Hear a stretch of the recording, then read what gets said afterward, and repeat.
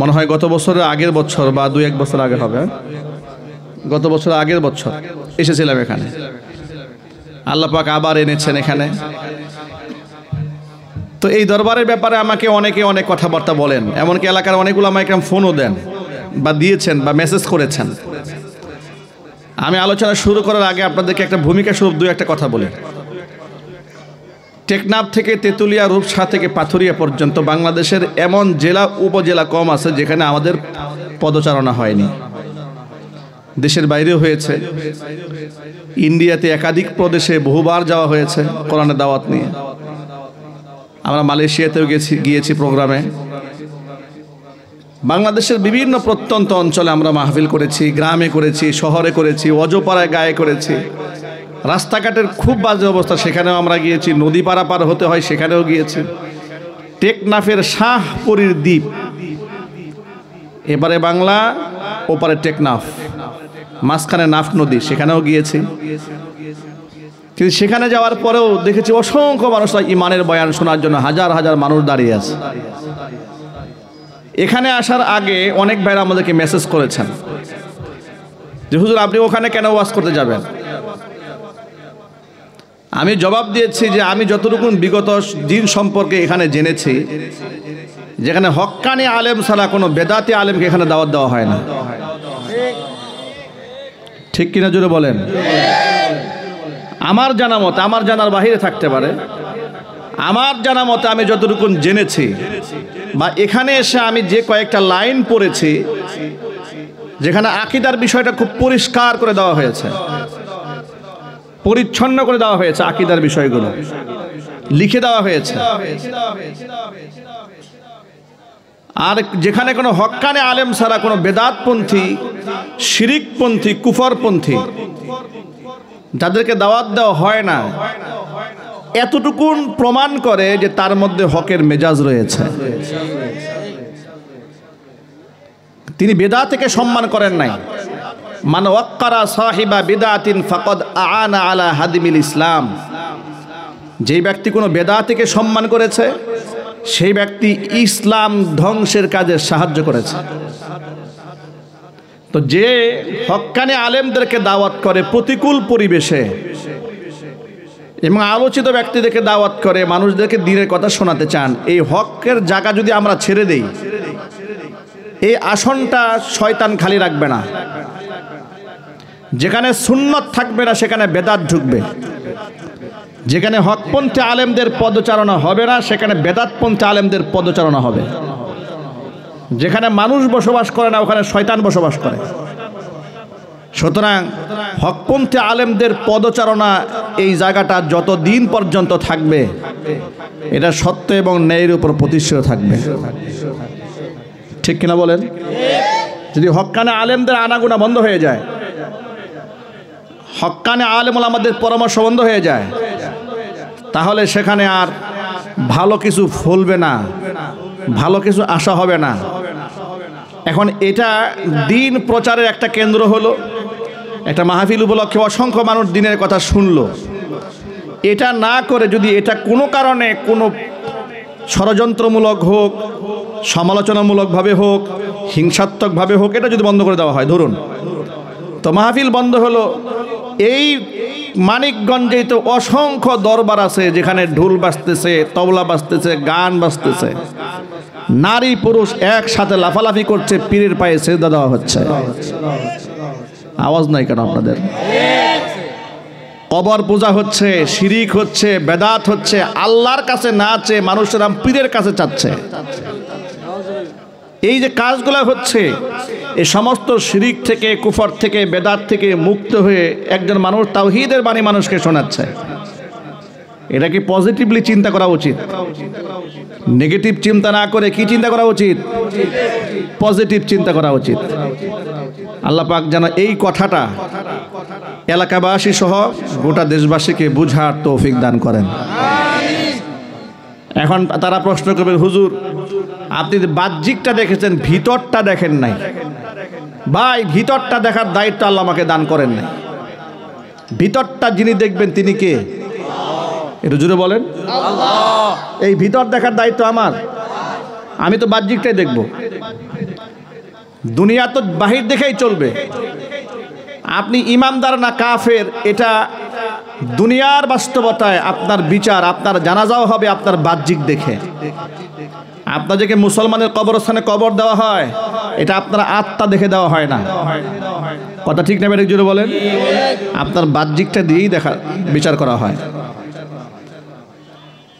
আপনি যখন ওই যে রেজিস্টার খাতায় সই করেন আপনি কোন ধর্মের লোক, তখন মুসলমান লেখেন, আপনার ভিতরে ইসলাম আছে কিনা এটা লোকেরা দেখেন। ওই যে বাহ্যিক যে আপনি লিখেছেন এটাকেই লোকেরা অ্যাপ্রুভ করে। কাজীর আদালতে আপনি যখন যাবেন, বিচারকের দরবারে যখন দাঁড়াবেন, কাজী আপনার কলিজার মধ্যে কি আছে ওটা দেখবে না, উনি বাহ্যিক আপনি কি করেছেন তার উপর আপনার বিচার করবেন। এটা দুনিয়া। আর আখিরাতের ফয়সালা হবে মানুষের আত্মার উপর নির্ভর করে। ইন্নামাল আমালু বিন্নিয়াত, নিয়ত যার ভালো তার আমলটা আল্লাহর কাছে কবুল হবে। নিয়ত যদি কারো ভালো না হয় তাহলে শত ভালো আমল করেও সেটা কবুল হবে না। দুনিয়াতে ভাবা পাওয়া যাবে, দুনিয়াতে অসংখ্য অমুসলিমরা, এমনকি নাস্তিকেরা যারা আল্লাহকেই বিশ্বাস করে না, তারা ভালো কাজ করে না। কি বলেন ভাই? ভালো কাজ করে না। এই যে জাপান গোটা পৃথিবীতে যে পরিমাণ অনুদান দেয় দরিদ্র রাষ্ট্রগুলোকে, আপনারা কল্পনাও করতে পারবেন না। সারা পৃথিবীর নাস্তিকেরা এই দুনিয়ার দরিদ্র অসহায় মানুষকে সাহায্যের জন্য যে টাকা দেয়, এটা কোনো কোনো দেশের রাষ্ট্রের বাজেটের চাইতেও বেশি। তো কি ফায়দা আছে? কোরআন মাজিদ আল্লাহ পাক এদের ব্যাপারে বলেছেন, কুল হাল নুনাব্বিউকুম বিল আখসারিনা আমালা, আমি বলে দেব আমলের দিক থেকে ক্ষতিগ্রস্ত কারা। আল্লাযীনা দাল্লা সাইয়ুহুম ফিল হায়াতিদ দুনিয়া, দুনিয়াতে যাদের সমস্ত চেষ্টা, শ্রম, ঘাম, কষ্ট সব বিফল হলো। আল্লাযীনা দাল্লা সাইয়ুহুম ফিল হায়াতিদ দুনিয়া ওয়া হুম ইয়াহসাবুনা আন্নাহুম ইউহসিনুনা সুনআ, যদিও তারা মনে মনে ভাবে আমরা অনেক ভালো কাজ করছি, কিন্তু সব বিফলে। কেন বিফলে সমস্ত আমল? উলাইকাল্লাযীনা কাফারু বিআয়াতি রাব্বিহিম ওয়া লিকাইহি ফাহাবিতাত আ'মালুহুম ফালা নুকিমু লাহুম ইয়াওমাল কিয়ামাতি ওয়াজনা। কারণ তারা আমার আয়াতকে অস্বীকার করেছে, আমার সাক্ষাৎকে তারা অস্বীকার করেছে। কিয়ামতের দিন আমি আল্লাহর সামনে দাঁড়াতে হবে এই বিশ্বাস তাদের ছিল না।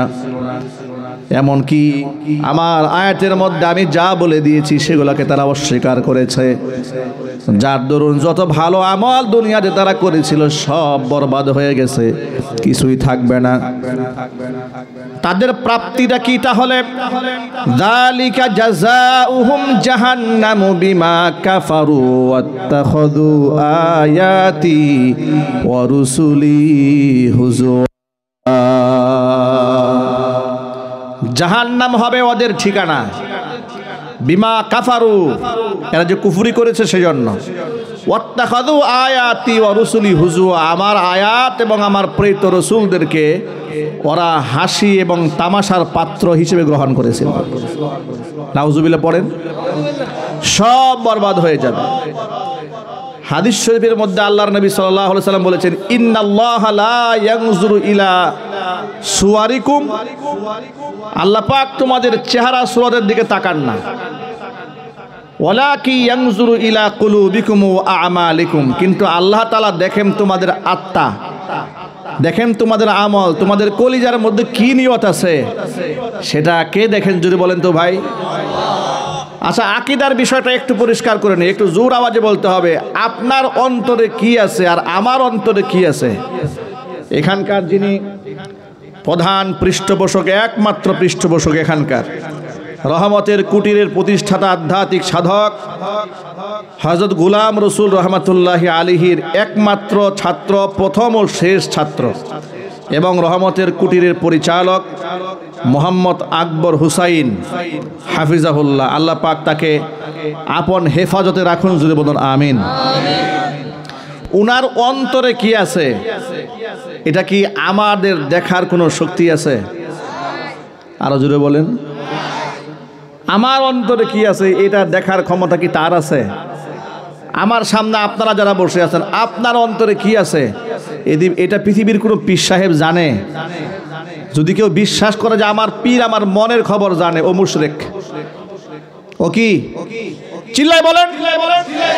কারণ আলিমুম বিযাতিস সুদূর, অন্তরের একমাত্র অন্তর্যামী, অন্তরের খবর যিনি রাখেন তিনি কে? তিনি হচ্ছেন আল্লাহ। সুতরাং আমরা বাহ্যিকটা দেখেই এই দরবারে দাওয়াত কবুল করেছি। বিতর্কত অবস্থা আল্লাহ পাকের হাওয়ালা। আর এই নিয়তে এখানে বসেছি যে হকপন্থী আলেমদের পদচারণা হলে বেদাতপন্থীরা দূরীভূত হবে, হকপন্থী আলেমদের পদচারণা হলে এলাকার মধ্যে সুন্নাহ জিন্দা হবে। কোরআন সুন্নাহর সঠিক বক্তব্য থেকে মানুষ মাহরুম হয়ে গেলে মানুষ জাহান্নামের প্রতি পরিচালিত হবে। কোরআন সুন্নাহর সঠিক বক্তব্য যদি মানুষ শোনে, সেই অনুযায়ী আমল করে, মানুষ জান্নাতের প্রতি পরিচালিত হবে। আমার অসংখ্য মায়েরা বোনেরা আমাদের বক্তব্য শোনার জন্য বসে আছেন।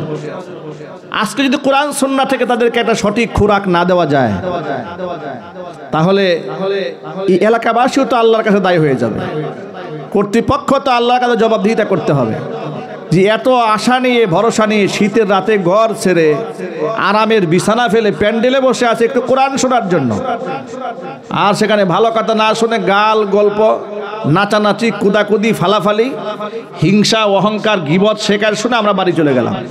ভাই কোনো ফায়দা হলো? আল্লাহ পাক রব্বুল আলামিন যেন কথাগুলো আমাদেরকে বোঝার তৌফিক দান করেন, জোরে বলেন আমিন। এই অপারেটর ভাই